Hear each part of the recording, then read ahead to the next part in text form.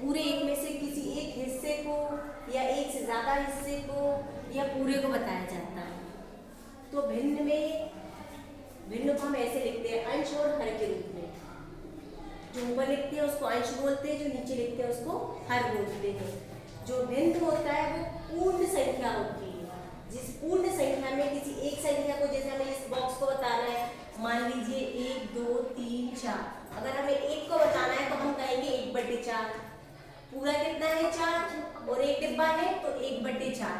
ये हम सिर्फ इसको बताएंगे, इसको। और अगर एक को भी बता सकते हैं और समूह को भी बता सकते हैं, जैसे इन तीनों को बताना है तो हम बोलेंगे 3/4। अगर 3 को बताना है तो बोलेंगे 3/4।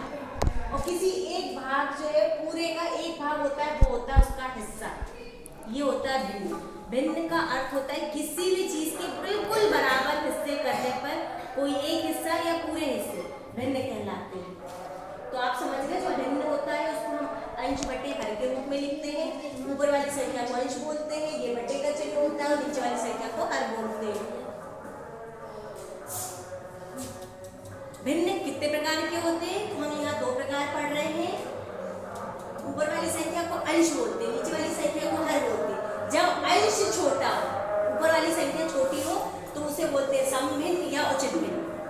समभिन्न या उचित भिन्न बोलते हैं। अगर ऊपर वाली संख्या नीचे वाली संख्या से बड़ी हो, यानी कि हर से अंश बड़ा हो, तो उसे बोलते हैं अनुचित भिन्न या विषम भिन्न। ये बहुत इंपॉर्टेंट है, इसमें क्वेश्चन आते हैं, याद रखिएगा। अब हम देखेंगे समान तुल्य भिन्न क्या होते हैं। ऐसे भिन्न, ये दोनों अलग है, ये 2/3 लिखा है, वो 6/18 लिखा है, लेकिन ये दोनों तुल्य भिन्न है, समान भिन्न है। कैसे?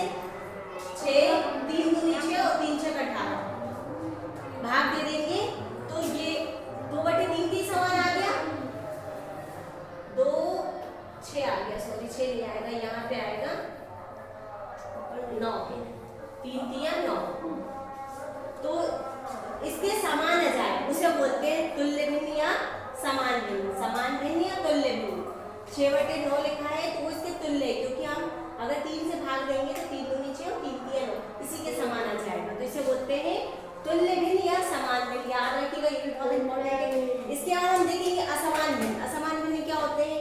ऐसे भिन्न जिनमें कोई समानता नहीं है, ऐसे लिखे, इन्हें बोलते हैं असमान भिन्न। अब हम देखेंगे कि जो भिन्न वाली संख्याएं होती है, उनको जोड़ने और घटाने के लिए हमें हर समान करता है। हर क्या होता है? नीचे वाली संख्या। हर नीचे वाली संख्या को बोलते हैं। तो जोड़ने और घटाने के लिए हमें हर समान करना पड़ता है। जैसे यहाँ लिखा 3/2, जोड़ना है हमें 6/3 से। अब यहाँ 2 है और यहाँ 3 है, हमने क्या बोला है? हर समान करना, मतलब नीचे वाली संख्या। लेकिन ऐसा थोड़ी होगा सिर्फ नीचे वाली से गुणा कर देंगे। अगर हम करेंगे तो ऊपर नीचे दोनों में गुणा करेंगे।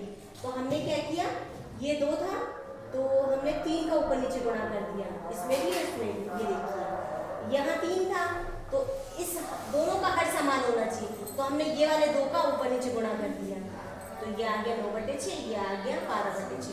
दोनों का हर समान हो गया, दोनों में 6 आ गया। तो कोई भी सवाल हो, अगर